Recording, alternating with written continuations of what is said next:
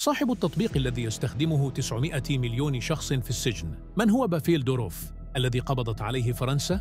دوروف روسي الجنسية ويحمل جنسيتين أخريين هما الفرنسية والإماراتية. اشتهر كمؤسس تيليجرام، ذلك التطبيق المثير للجدل، وهو ذاته التطبيق الذي بسببه قبضت عليه السلطات الفرنسية. تيليجرام مشهور بميزات مثل التشفير الكامل بين الطرفين والمحادثات السرية، وهو ما تعتبره كثير من الدول أمر بالغ الخطورة، لأن بعض الدول لديها مزاعم بأن التطبيق يضم قنوات تحولت إلى منصات لتسويق المخدرات والإرهاب.